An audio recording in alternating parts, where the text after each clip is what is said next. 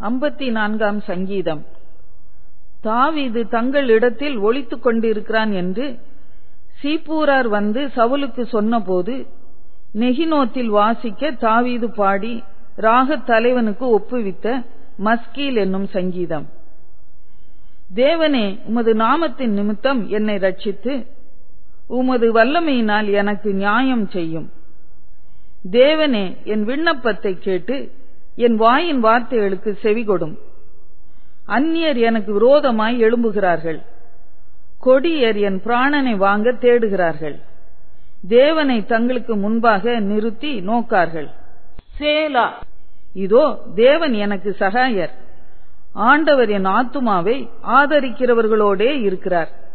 அவர் என் சத்துருக்களுக்கு தீமைக்கு தீமையை சரி கட்டுவார். உமது சத்தியத்தின் நிமித்தம் அவர்களை நிர்மூலமாக்கும். உற்சாகத்துடன் நான் உமக்கு பலியிடுவேன். கர்த்தாவே, உமது நாமத்தை துதிப்பேன், அது நலமானது.